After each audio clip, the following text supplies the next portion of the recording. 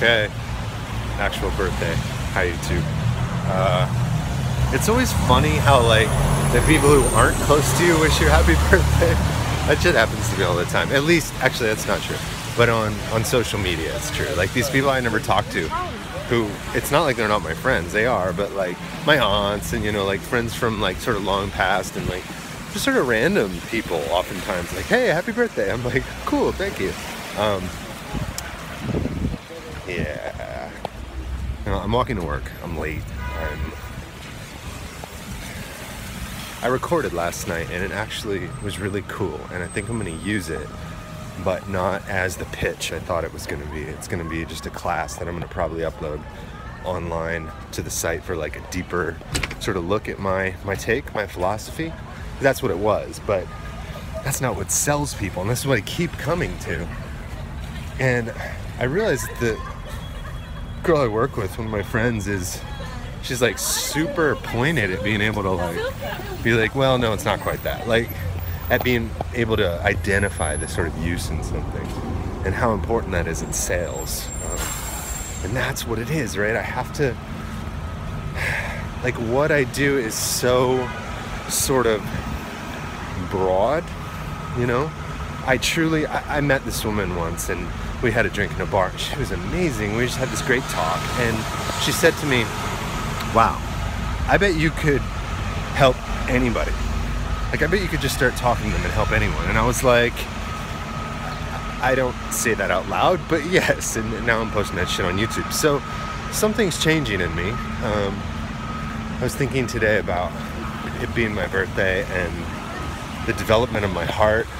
33. I'm 33. And it's like a big year for me, considering the archetypes and the history of Jesus, because I always thought about that, like, oh, he did that when he was 33. I'm not saying I'm Jesus. What I'm saying is that that was the time in his life when he sort of spoke his message, when he went into the world, when he executed. And I think that's really what I want. Like, it's time. You can talk to my good friends who know me for years and they say, oh, Jonathan, he's got lots of ideas, and they'd probably say pretty low on implementation,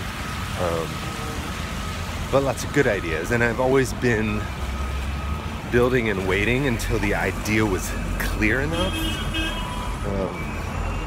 I've been tossing around this idea of the word purpose in my marketing materials, and I'm like, that's, you know, largely what I was looking for probably almost 8 years.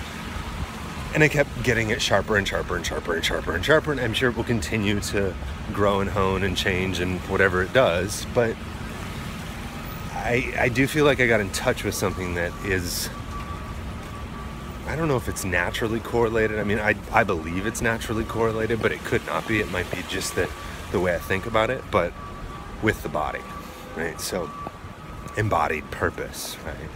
That's a embodied mission, actually, is a workshop I developed for corporate world, but in a personal life, in a personal way of relating to the world, it also has a lot of meaning for me, and I think for a lot of people. But then when I'm talking to my friend, she's like, well, everyone already would say they have purpose.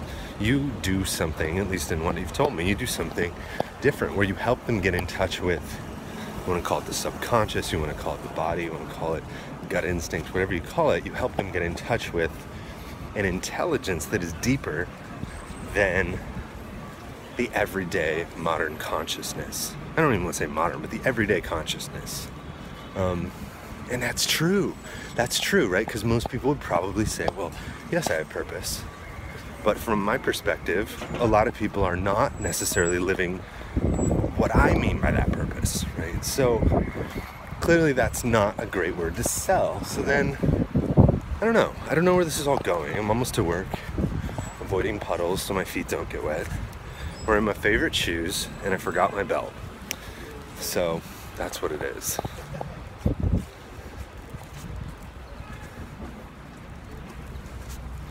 Happy birthday, world.